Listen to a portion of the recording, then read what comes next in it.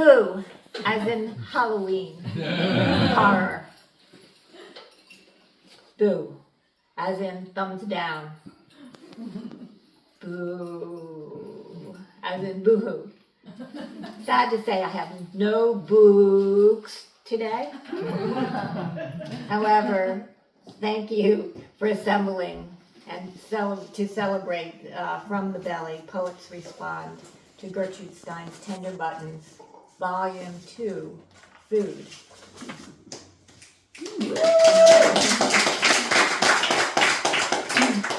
I did just get notice that they were delivered, but that's uptown and we're downtown. So anyway, the striking art on this cover is from Joanne McFarland, who is in this edition of the project. And people say, well, what's surrounding the baby doll? And that's chard, of course. Chard. So, anyway, I wanted to give you a little background in case you don't know. A lot of you do know, and there's some people in here who really know and have really studied Gertrude Stein and Tender Buttons. So this might be a little boring for them, but anyway, this series is based on the 3 sections of Tender Buttons: objects, food, and rooms. And in objects, we meet Stein, the scientist, and in food, we meet Stein, the lover, who is full of mixed feelings. And in the last section, rooms, we encounter Stein, the storyteller. And that book is well underway. We're just waiting for a final entry and then all of the things that go around it. But so that's well on its way. So the work is written in prose poetry.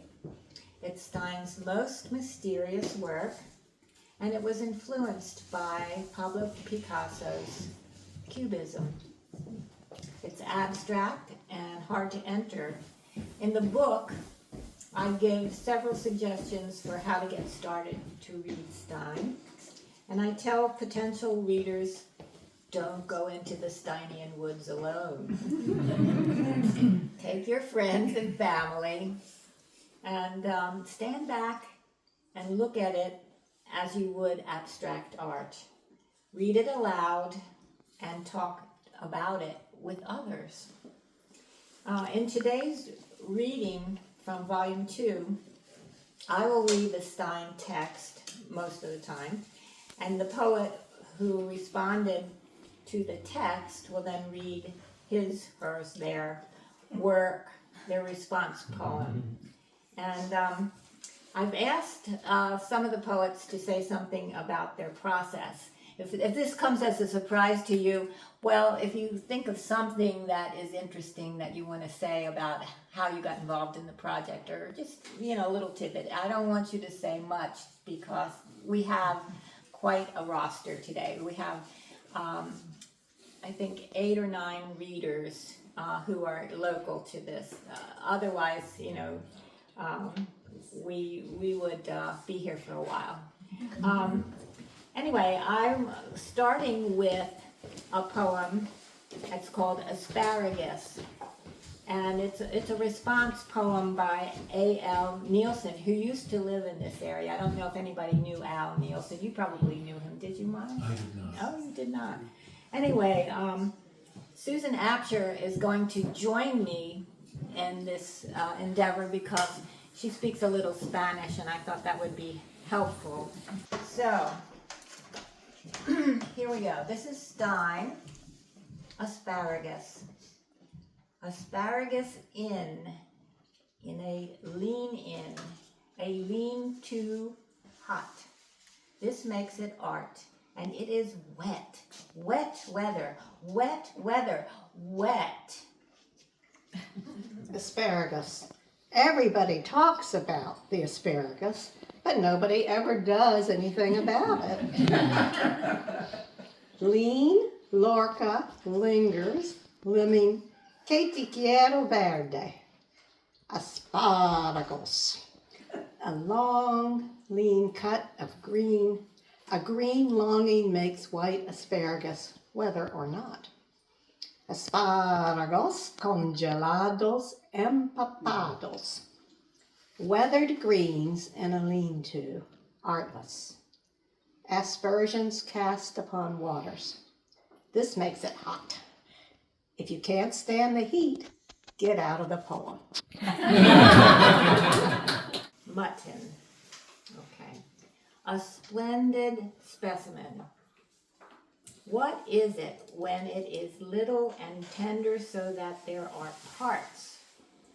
A center can place, and four are no more, and two are not middle. Any space is not quiet. It is so likely to be shiny.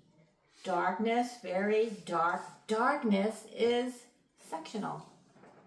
There is a way to see in onion, and certainly, and surely, very surely, rhubarb and tomato. Surely, very surely, there is that seeding. A little thing in is a little thing. Mud and water were not present, and not any more of it either. Silk and silk stockings were not present, and not any more of it either. A receptacle and a symbol and no monster were present, and no more. This made a piece show. And was it a kindness? It can be asked. It, a kindness, to have it warmer with it. A kindness, and does gliding mean more? Does it? A temptation. Any temptation is an exclamation if there are misdeeds and little bones. It is not astonishing that bones mingle as they vary, not at all. And in any case, why is a bone outstanding? It is so because the circumstance that does not make it a cake and character is so easily churned and cherished. A meal in mutton. Mutton. Why is lamb cheaper? It is cheaper because so little is more. Lecture, and repeat instruction. And pardon. Good work. I have never really free associated to the degree that I was allowed to do. It was really fun. Okay, this is called The Lentil is a Seed. Through onion lenses, unlayer what lies before your eyes. A slice on each with horn or bone, as temple tips run over ears and bridge over nose. Pose, focus.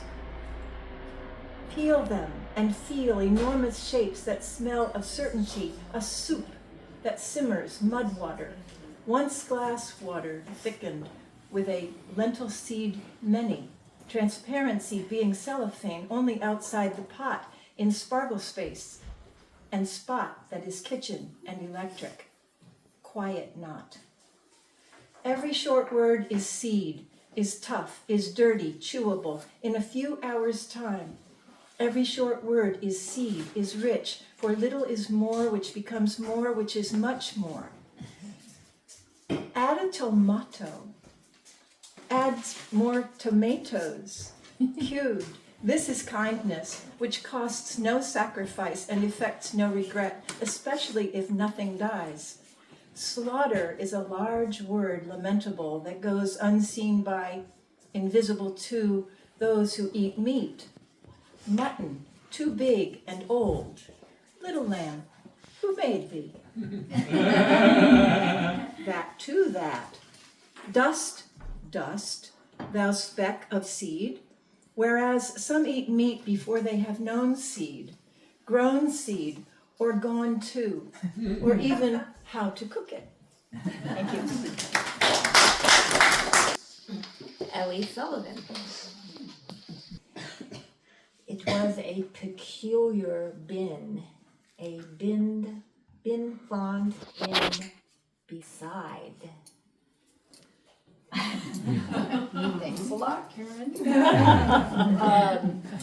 Flatten the round, flatten the world, flatten the sea. Serve salmon on a plate, plate salmon in a glass, glass salmon on the plate. Beside, salmon swim beside, Sam in same. Sam in same, came in same, served in same. Salmon sauced objects, incomprehension, salmon objects. Mother feed food in rooms, mother feed food in objects beside. Mother feed food in round bellies, in full roundness, mother feeds food in rooms. The round room is a belly, knowingness peculiar, knowing is beside.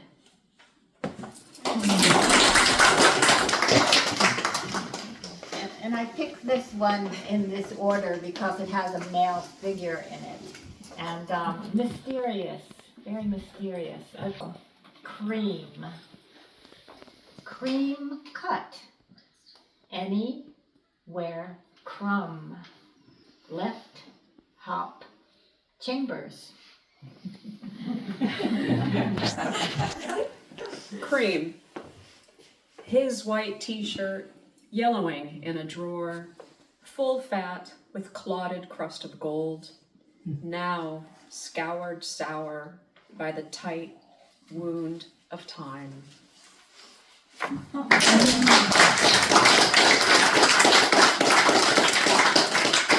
just say really quickly that I was really intimidated to do this, and that's why it's so short. I love it. Thanks to come up.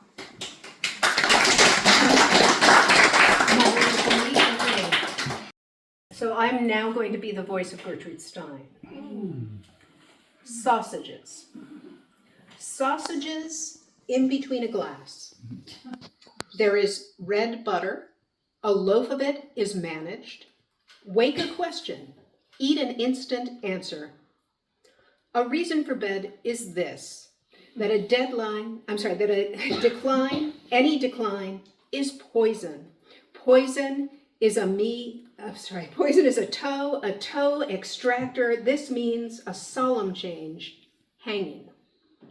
No evil is wide. Any extra in leaf is so strange and singular, a red breast. Okay, thank you. All right, so managing the loaves. Did Gertrude Stein know the penis of a sperm whale presents longer than the height of an average man of her time stood?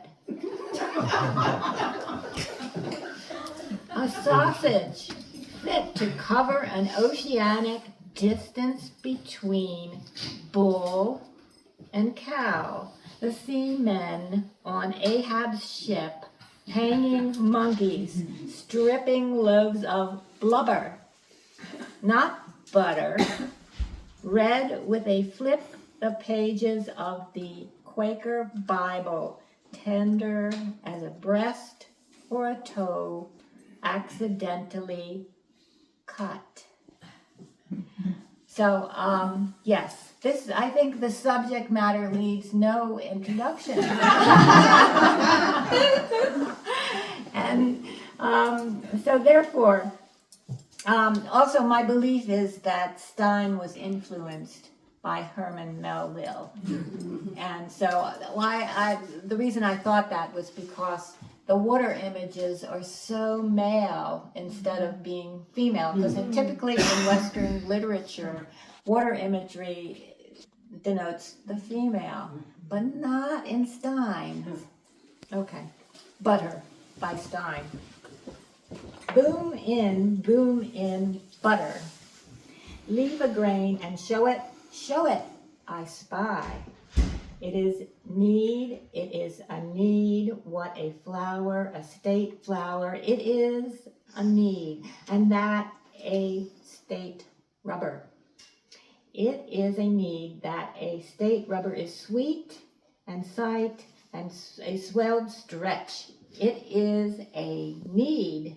It is a need that state rubber. Wood, a supply. Clean little keep and estrange on it. Make a little white no and not with pit. Pit on in, within. Butter. Among all the pastes, plasters, and gels, butter is my favorite semi-solid emulsion. Count me among the butyrophagoi, the savage butter eaters. If that's a curse, then bring it on. The sly snake makes the thunderbolt dance.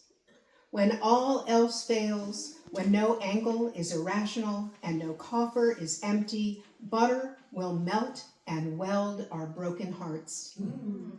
I fell in love with a Scottish-American lass, so I was delighted to learn about Scotch hands. Corrugated wooden spatulas used to knead sweet butter. She is the hinge to which my door clings. She is the scrimmage I'm compelled to join. She is the reed that fits my embouchure. She is the butter to my toast.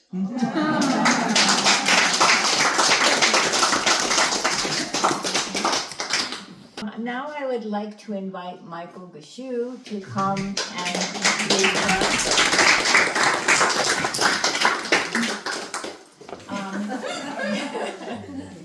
So this is called Salad Dressing, Mrs. Stein, and an Artichoke. It was please, carriage cup in an ice cream. In an ice cream, it was too bended with scissors, and all this time a hole inside a part. A part does go away, a hole is red leaf. No choice was where there was, and a second. Michael. Thank you. And so I can read more clearly. Okay, sure. Well, I want to thank Karen for this terrifying assignment. Yeah, let's all write a poem in response to like the genius of the 20th century.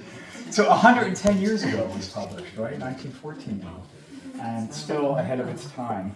And just a quick note about how I figured out how to even begin responding to this, which I'm going to do in two parts. One is I'm going to read just a paragraph from an essay by William Goss. The essay is Gertrude Stein and the Geography of the Sentence, and I recommend it highly to you. Absolutely brilliant. Best thing I've ever read about Gertrude Stein. And it's just a short paragraph, then I'll just say two quick things and I'll read the poem. So he talks about tender buttons, and he says, buttons fasten, and because tender buttons are the buttons we unbutton and press, touch and caress to make love, we can readily see why they fasten. They fasten us together, right? These extraordinary pieces of prose, which Gertrude perversely called poems, do much more than simply resemble the buttons she liked to collect and sort, though they are indeed verbal objects, and their theoretical affinity with the paintings of advanced Cubism is profound.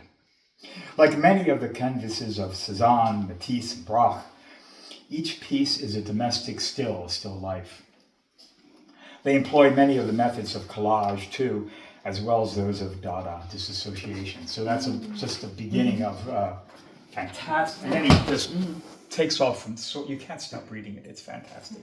So I was trying to figure out how to even open up to these poems, which open up endlessly for you once you start reading them. And I had two things. One is, as you rightly said at the beginning, the second section, food, is about love, including erotic love, which, as Gertrude Stein said, eros is eros is eros.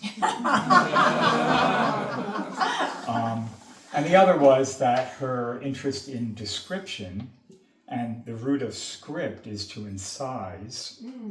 So that was my other access that I wrote, that got me started on how to begin to do, if not justice, then the least injustice possible to this poem. So this is called Undressing the Artichoke.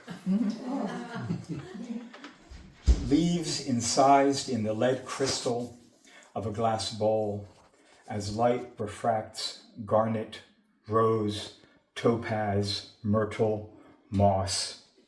Concentric layers cut open by sight, parts which are moments, gelid and thorned in hoarfrost.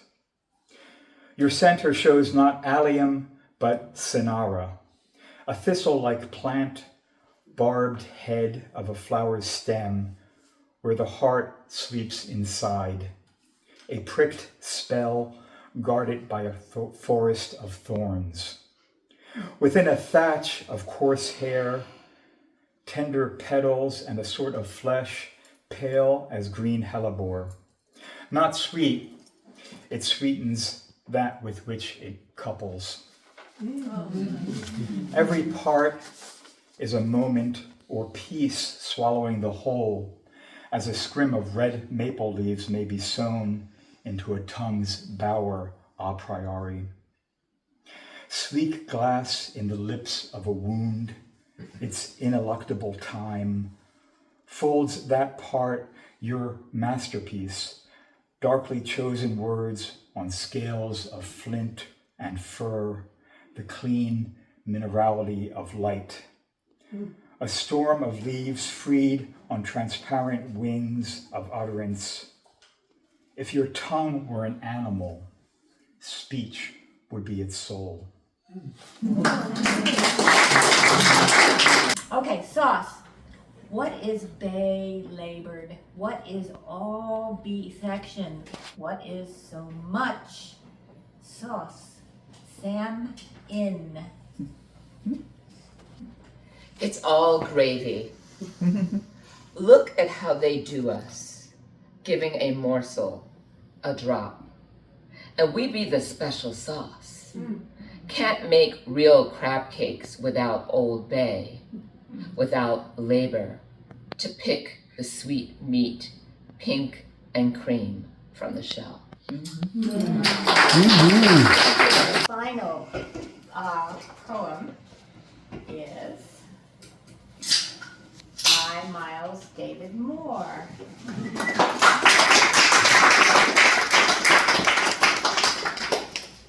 Circularity is an important aspect of Gertrude Stein. Salad. It is a winning cake.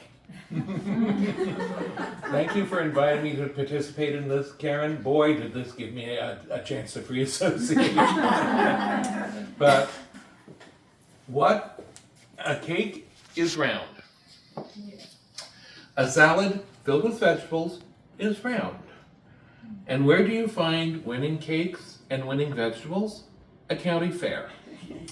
By the way, if you know the second movement waltz from Dvorak's Serenade for Strings, that was the music that went through my head when I wrote this. Salad. There are the circles, the salad bowl, the cake pan, the harness track, the ribbon, the prize. Corn and melons and squash make salad. Eggs and sugar and flour make salad. Men and women and children make salad. Some ride the carousel, some ride the Ferris wheel, some ride the horses and harness. Those who do not ride, watch others ride. We see who eats and what is eaten. We see who wins and what is won. We see who rides and what is ridden. The painted horses of the carousel, the unpainted horses of the track, the horseless paint of the Ferris wheel. Who rises, who races, who spins in place. Thank you. So this concludes the reading portion of our party. I do want to thank you for coming out today, because not everybody could be here, and certainly we couldn't all fit in this wonderful space anyway, but you are a perfect audience, and I thank you very much for choosing to be here today. Thank you.